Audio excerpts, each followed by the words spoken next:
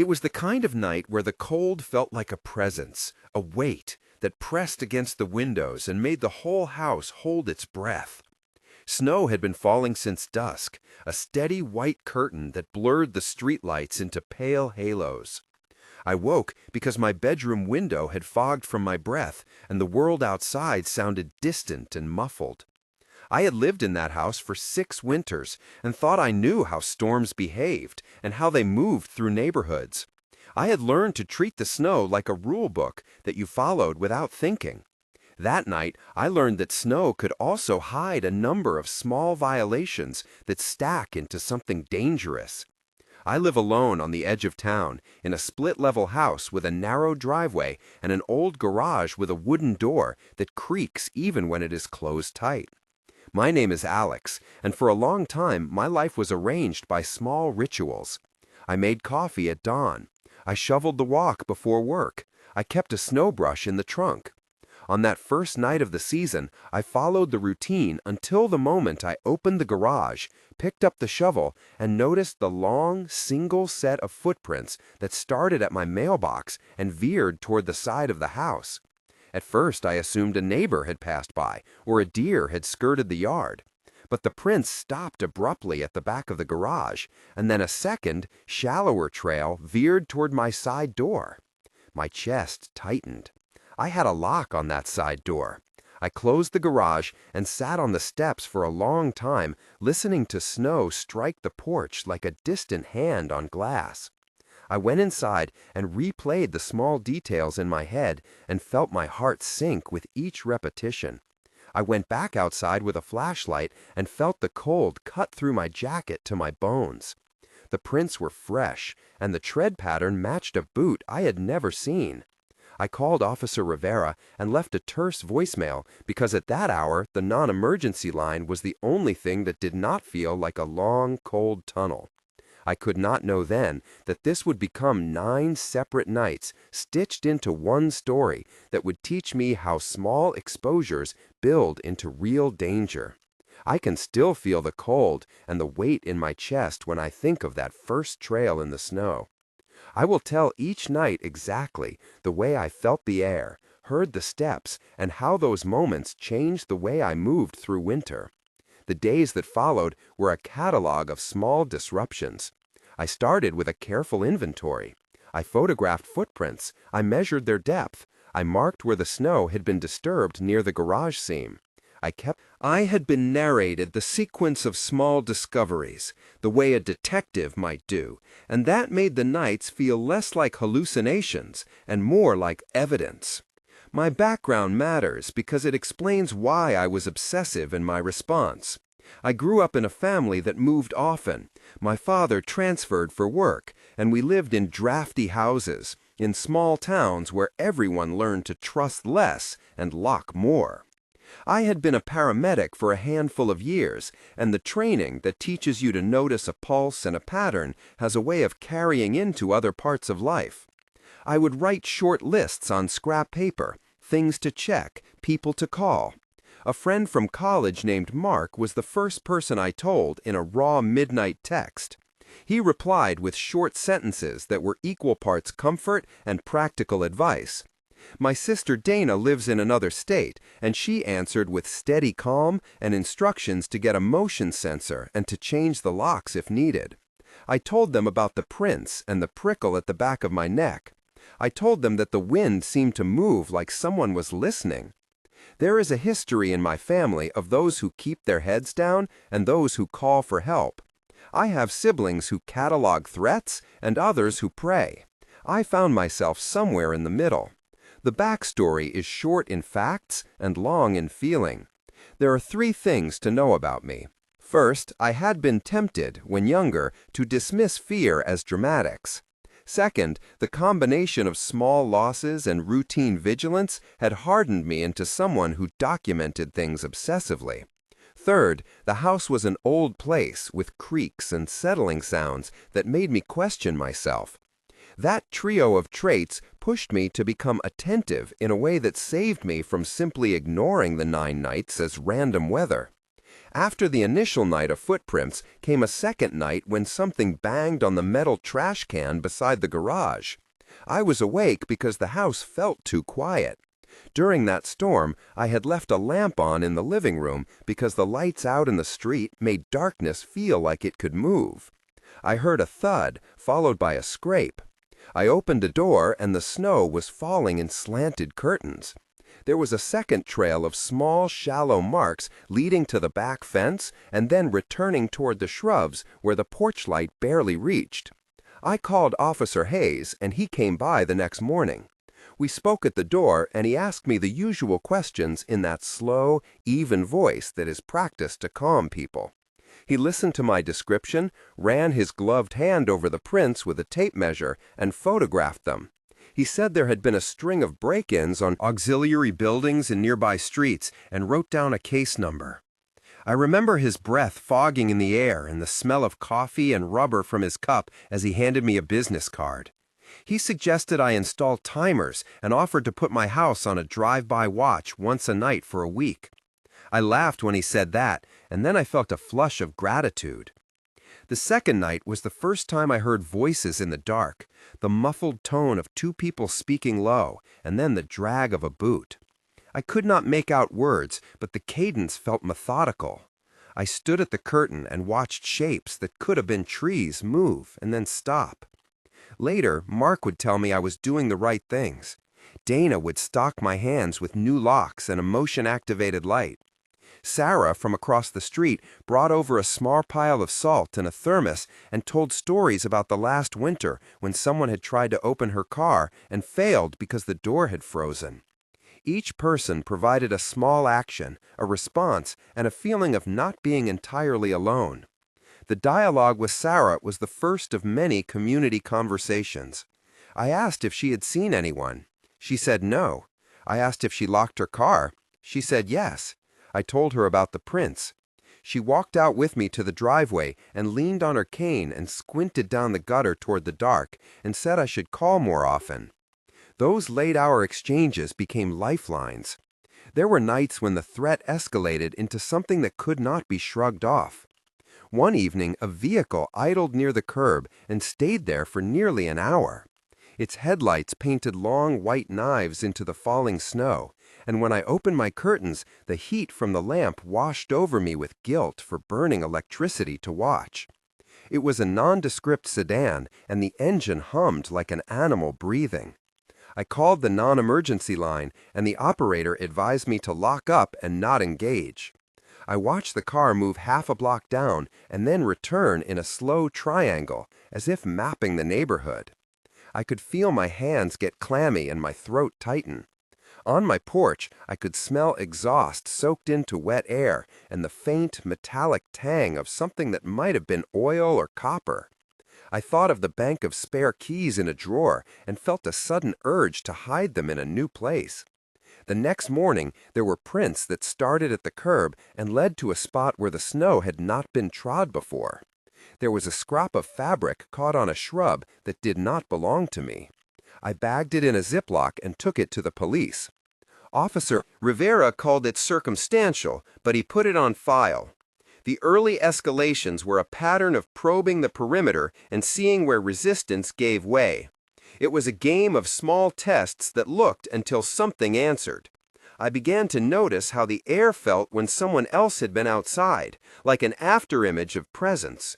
The snow held a memory, as if each flake recorded a pressure that could later be read. That sound of probing was a tension that wound slow and tight. It is a hard thing to describe without making yourself seem paranoid, because snow can make you hear things differently. I learned to name the sounds and how they announced intent. A soft step meant someone trying to avoid attention. A heavy scrape meant someone testing a lock.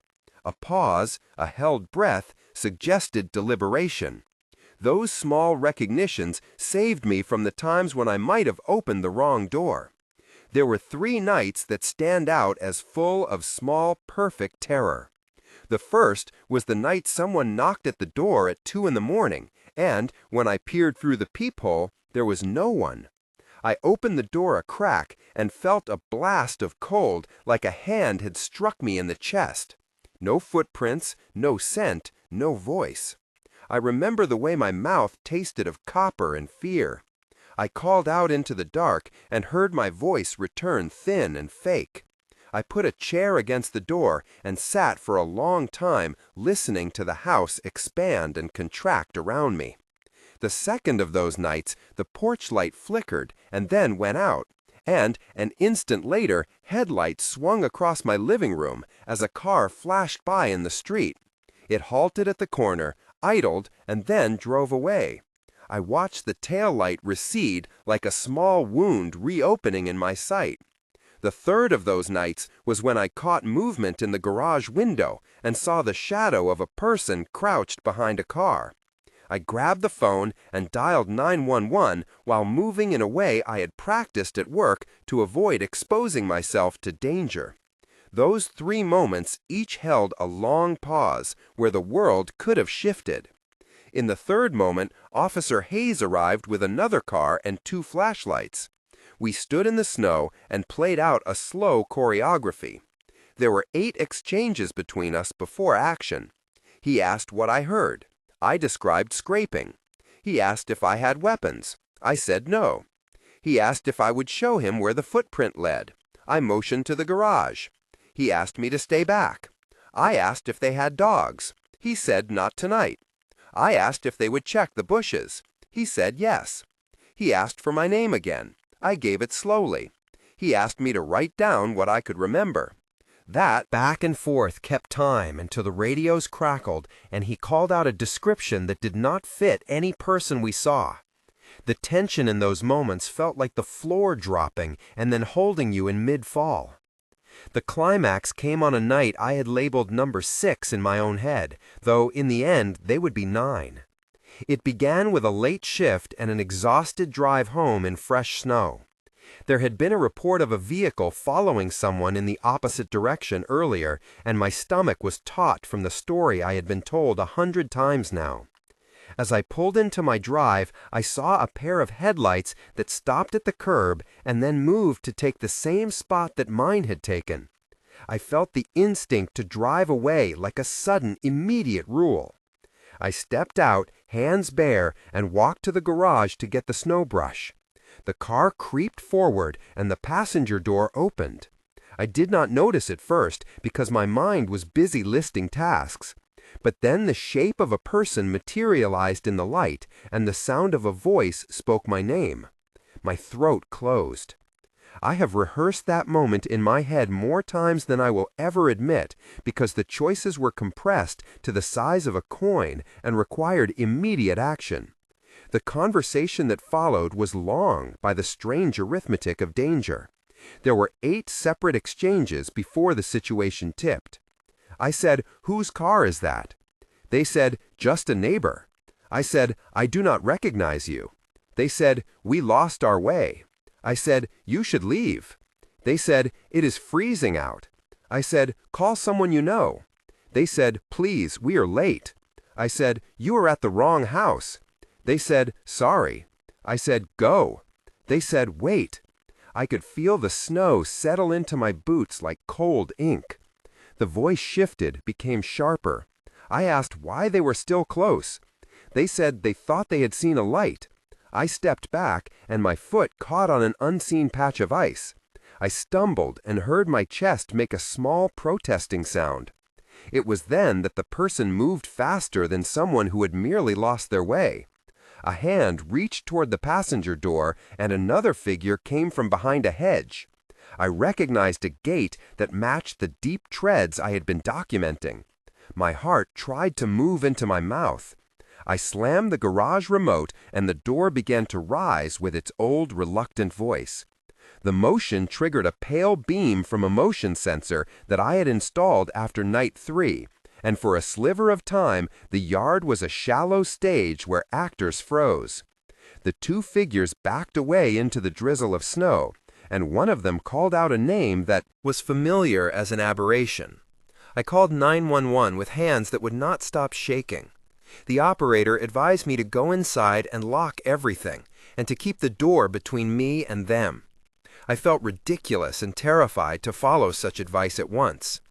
I stepped back into the house and watched through the window as the car idled for a time and then drove away. I thought I had escaped the most physical danger, but the cost was at the level of alteration. That night changed the geometry of my house. I began to feel the porch as a line you do not cross at the wrong time. There were practical steps after that night. The police filed a report and took the scrap of fabric and some hair that I had pulled from a thorn bush and placed into evidence. The procedure was procedural and slow, the way bureaucracies are, and in its slowness it offered a skeleton of safety. Officer Rivera explained how to document everything and gave me a number to call if the people returned. He and Officer Hayes explained the footprint analysis in a short, technical way that made me feel like I was reading a manual for a machine I did not own. Their technical steps took up about 300 characters when I later transcribed them for a neighbor who wanted to know what to do. They told me to preserve the scene, to photograph prints with a scale, and to label each photo with date and time. They advised me to avoid touching possible evidence and to file a report at the precinct. I did each step like it was a prayer. The police also explained the legal steps that could follow if a suspect was identified and how restraining orders worked. I filed formal statements and sat in a room with fluorescent lights while someone typed what I said into a laptop. They gave me a paper with a contact and a case number and told me that investigations sometimes move slowly, sometimes quickly, and that the presence of DNA or clear video evidence made a big difference. The explanation was precise and small and made the threat feel both manageable and immovable. In the week that followed, I discovered 3 more nights where my sleep was interrupted by sounds that suggested scouting, by a tinny knock on the garage, by a slow circling of headlights. Each time I called, and each time the police followed up, and sometimes they arrived and sometimes they did not. Those later nights were heavy with the knowledge that a pattern existed, and that pattern made the threat plausible. Between those nights and the present, I named and relied on a community of people who acted in small practical ways. Mark brought over a contractor who reinforced the garage interior latch and left a spare ladder as a barricade. Dana mailed a high-luminance porch light and insisted I change it that night. Officer Rivera recommended increased patrols and put my house on a list. Sarah kept vigil from her porch in a thick coat and waved when she saw lights. Tom, from 2 houses down, lent me a Ring doorbell he had not yet installed and came to mount it on a cold Saturday morning.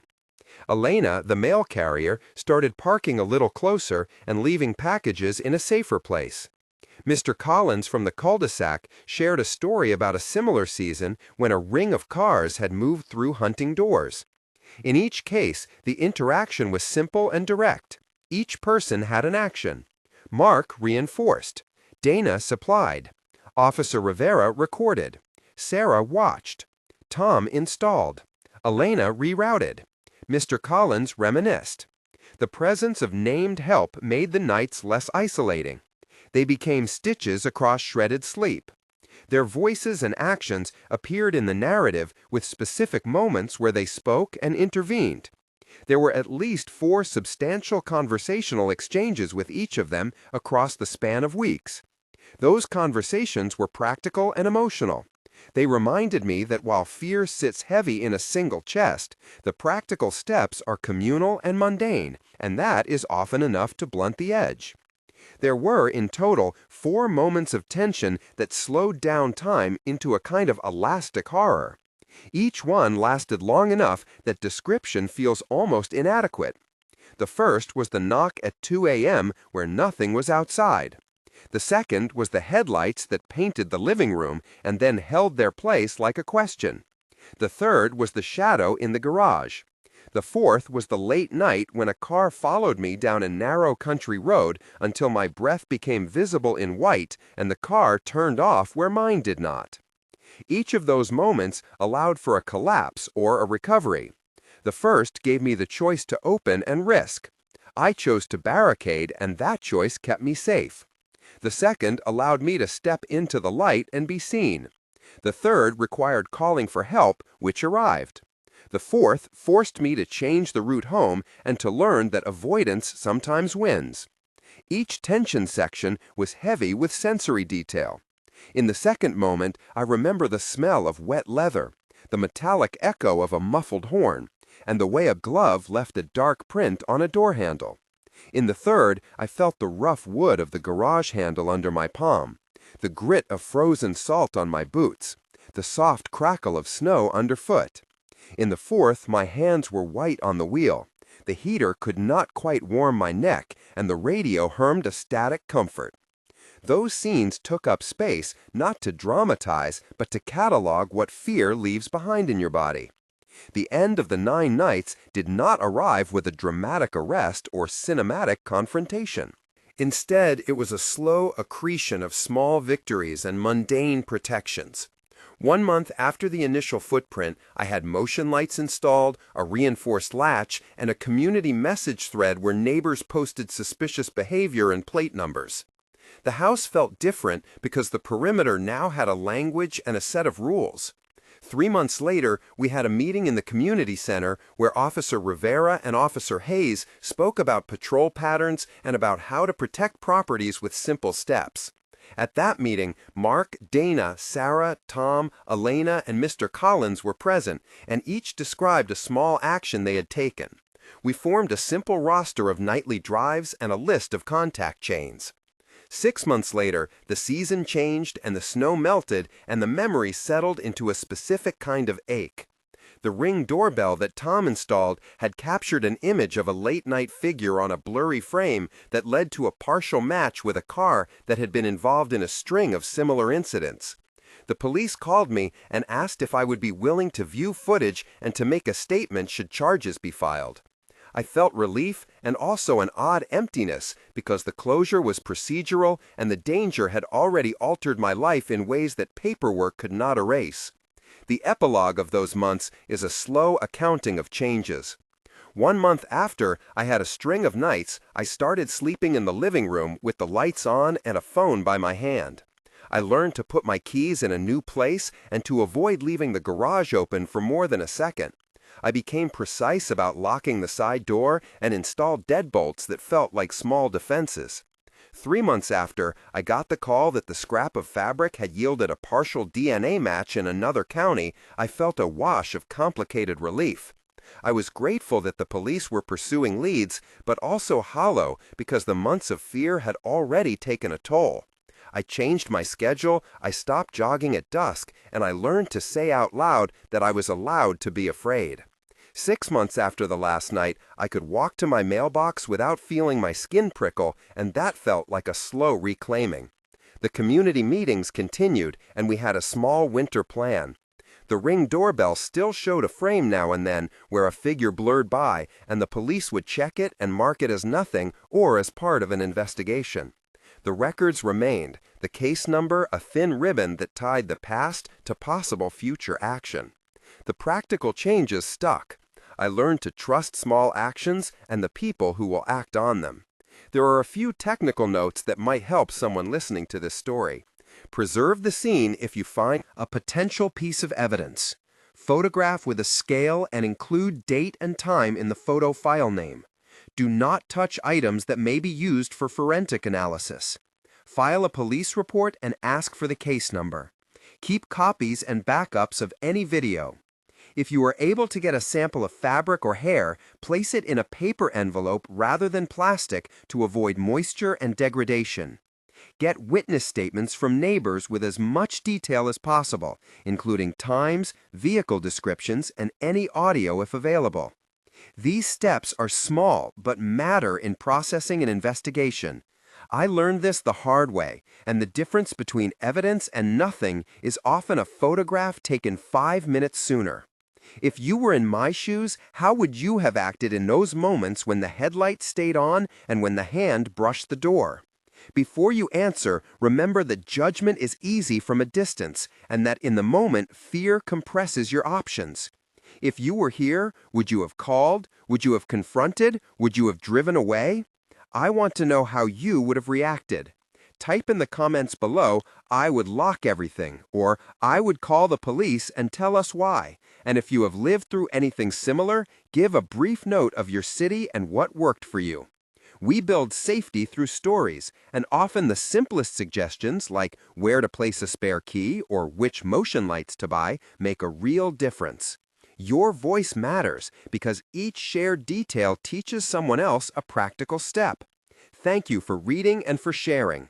Now continue with me because there are 2 more nights left in this account, and one of them taught me the most important lesson about vigilance and compassion. In the weeks that followed, the pattern softened. Occasional cars would roam, and sometimes there would be a figure at the edge of the property. But the combination of community attention and practical reinforcements shortened the episodes. The police followed a lead that led to charges in a neighboring county, and that small legal closure offered a thin layer of calm. I did not feel invincible. Instead, I felt more precise in my fear and more willing to share it. The house remained a place of creaks and settling, and the snow continued to fall and cover tracks and reveal them. The final nights taught me about the textures of response. Locking doors is important. Leaving lights on sometimes deters. A neighborhood that talks to each other can be the difference between repeated probing and a pattern that breaks. I learned to forgive myself for the moments I had been frightened, and to appreciate the neighbors who lent tools and time.